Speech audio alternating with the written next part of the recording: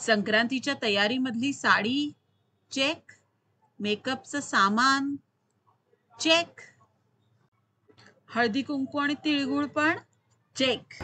नमस्कार, मी अमृता आणि मित्रकलामध्ये तुमच्या सगळ्यांचं स्वागत आहे. आज आपण संक्रांतीसाठी रांगोळी करणार आहोत. सगळ्यांच्या इम्प्रेशन मारण्याच्या सगळ्या गोष्टी चेक करून झाल्यात, पण त्याचबरोबर दारात तुमच्या लोक आल्यानंतर किंवा हळदी कुंकाला जेव्हा तुमच्याकडे सगळ्या बायका येतील तेव्हा तुमचं इम्प्रेशन पडणार आहे पहिलंच तुमच्या रांगोळीवरनं. ही रांगोळी तर मस्त झालीच पाहिजे, बरोबर आहे. पण प्रश्न असा आहे की तिळगुळ करा, घरात डेकोरेशन करा, छान छान साडी नेसा, मेकअप करा, ह्या सगळ्यामधनं रांगोळी काढायला एवढा वेळ कसा काढायचा? तर ही जी रांगोळी आहे ती तुम्ही अगदी थोड्या वेळात पटकन आणि खूप इम्प्रेसिव्ह आणि सगळ्यांपेक्षा वेगळी अशी करू शकता. चला आपण रांगोळी करायला सुरुवात करूया. संक्रांतीसाठी खास 3D रांगोळी. 1 फुटाची रांगोळी करण्यासाठी पहिल्यांदा 12 इंच बाय 12 इंचाचा चौरस म्हणजे स्क्वेअर शेप मी काढून घेते. स्क्वेअर करताना मात्र आपल्याला लक्ष द्यायचं आहे की प्रत्येक कोन हे काटकोन आले पाहिजेत, म्हणजे रांगोळी सुंदर दिसेल. आता आपण तुम्हाला लक्षात येण्यासाठी मी तिथे 12 इंच लिहून ठेवलंय, म्हणजे मी किती मेजरमेंटने करते हे तुम्हाला कळेल. आता चौरसाच्या चारही बाजूला बरोबर मध्ये म्हणजे साधारण 6 इंच 6 इंचेसवर मी खूण करून घेते आणि त्या खुणा आपल्याला कशा जोडायच्या आहेत बघूया.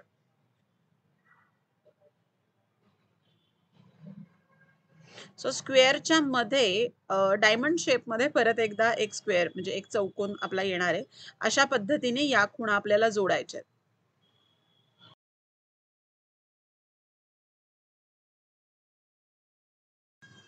रांगोळीच्या मध्यभागी जो तिरका चौकोन आलाय या चौकोनाच्या प्रत्येक बाजूचा मध्य म्हणजे मिडल पॉइंट काढून आपल्याला तिथे देखील डॉट करून घ्यायचंय.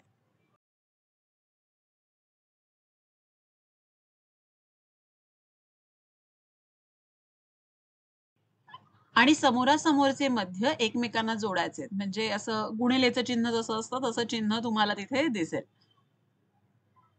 आता चौकोन काढून झाल्यानंतर जे उरलेल्या बाजू आहेत आपल्या बाहेरच्या चौकोनाच्या त्या बाजूला देखील तुम्हाला दिसत असेल त्याप्रमाणे मध्य काढून त्या लाईन्स मी जोडल्या. आणि खरं तर बाहेरच्या चौकोनाचा मध्य न काढता जे गुणिलेचं चिन्ह आलंय त्याची टोकं जोडून सुद्धा या लाईन आपण काढू शकतो अगदी सोप्या प्रकाराने. सो असे चारही पॉइंट आपण इथे जोडले. आता जो आतला तिरका चौकोन आहे त्याच्या समोरच्या बाजू दोन्ही समोरच्या बाजू मी जोडल्या, म्हणजे अधिकच्या चिन्हासारखं चिन्ह तयार झालं.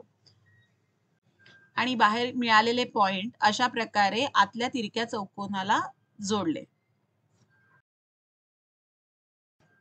आता तुम्हाला दिसत असेल की जो डायमंड शेपचा आपण चौकोन काढला त्याच्यामध्ये प्रत्येकी 4 आपल्याला अजून चौरस मिळाले.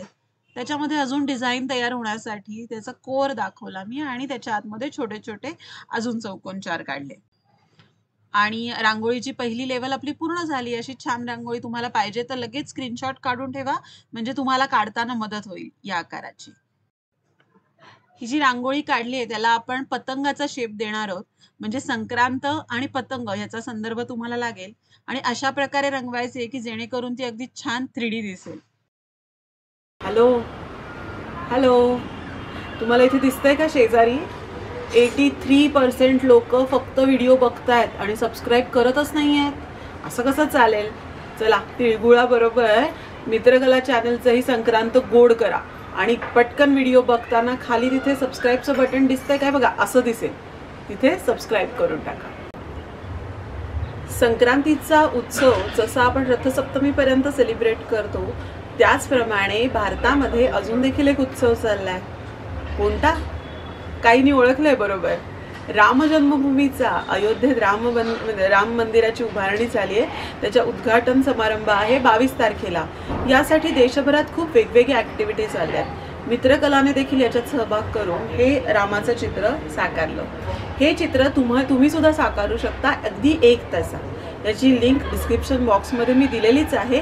ते नक्की बघा आणि रामाचं चित्र काढून रामाला तुमच्याकडनं नमस्कार पोचवा.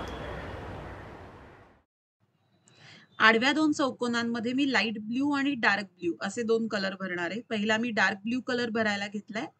तुम्ही तुमच्या पसंतीचे कुठलेही कलर घेऊ शकता. फक्त रांगोळी 3D दिसण्यासाठी तुम्हाला लक्षात ठेवायचं आहे, की जी शेड तुम्ही सिलेक्ट कराल त्याचं डार्क आणि लाईट असे 2 कलर तुम्ही घ्यायचे. जसं मी ब्ल्यू घेताना इथे डार्क ब्ल्यू आणि लाईट ब्ल्यू घेतलाय. त्या पद्धतीने तुम्ही तुमच्या आवडीचे कुठलाही कलर आणि त्याचे 2 शेड्स इथे नक्की वापरू शकता. सो बरोबर समोरासमोर मी डार्क शेड दिलाय. आता उरलेल्या 2 बाजूंना समोरासमोर मी लाईट ब्ल्यू देणार आहे.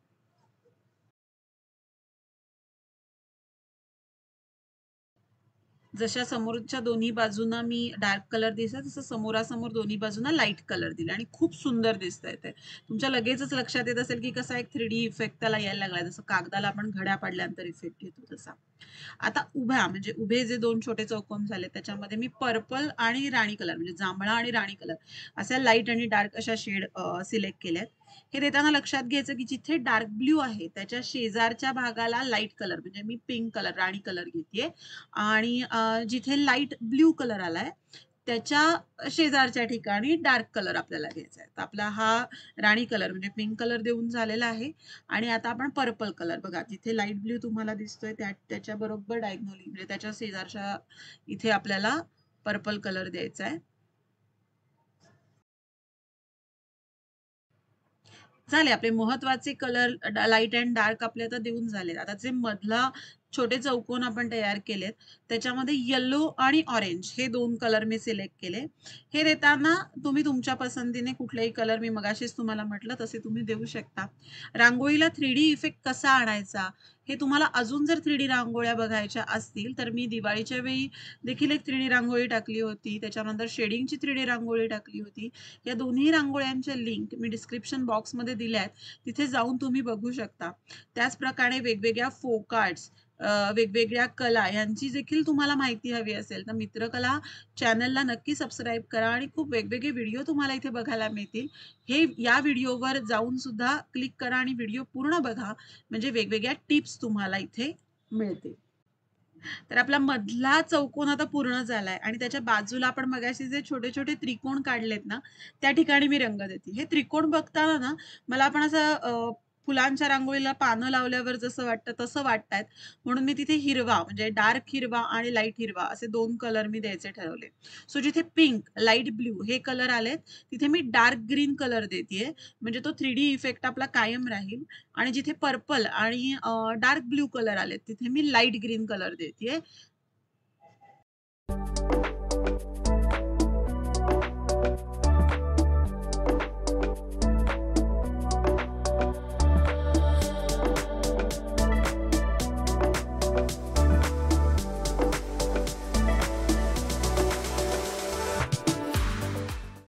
तुमच्याकडे खरंच वेळ नसेल ना तर फक्त एवढी जरी तुम्ही रांगोळी काढली तरी सुद्धा ती खूप सुंदर दिसेल.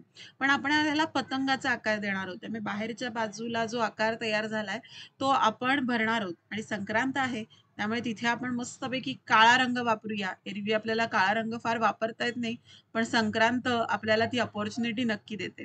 सो मस्त माझ्याकडे एक छान मॅट ब्लॅक कलर आहे रांगोळीचा तो मी त्या उरलेल्या जागांमध्ये भरून टाकते आणि मग त्याच्यानंतर या रांगोळीला पतंगाचा शेप येण्यासाठी खालच्या बाजूला एक ट्रँगल 2 दोऱ्या असं थोडं डेकोरेशन पण करणार आहे.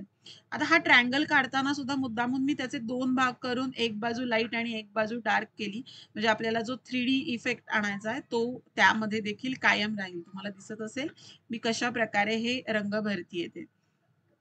किती मस्त इफेक्ट आलाय की नाही. आता त्याला छान अशा मस्त डेकोरेशन मी येलो कलर थोडासा ऑरेंज कलर बाजूला त्या पतंगाच्या दोन्ही साईडला दोऱ्या तुम्हाला पाहिजे तर इथे त्याला अजून एक पतंगाची शेपटी रिबिन्स असं पण तुम्ही दाखवू शकता.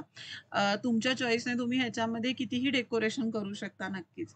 पण अशी सुंदर रांगोळी जेव्हा हळदी कुंकाला तुम्ही खूप जणांना बोलवाल आणि त्या सगळ्या बायका येतील तेव्हा किती छान दिसेल की नाही.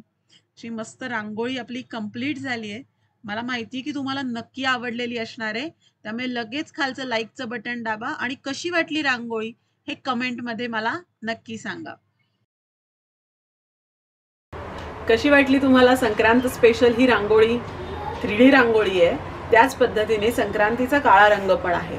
या काळ्या रंगाला रिप्लेस जर तुमच्याकडे चालत नसेल तर वेगवेगळे रंग सुद्धा याच्यामध्ये तुम्ही वापरू शकता तुमच्या चॉईसचे.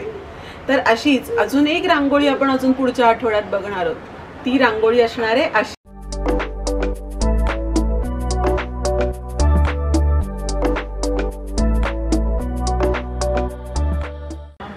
असे छान छान आणि खूप वेगळे व्हिडिओ फक्त तुमच्यासाठी मित्रकलावर येणार आहेत. त्यामुळे मित्रकला चॅनल बरोबर राहा, बेल आयकॉनला क्लिक करा आणि व्हिडिओ आले की लगेच बघा. व्हिडिओ बघताना पूर्ण व्हिडिओ बघा, म्हणजे खूप टिप्स आणि ट्रिक्स तुम्हाला कळतील. धन्यवाद. असंच प्रेम करत राहा. तिळगुळ घ्या, गोड गोड बोला.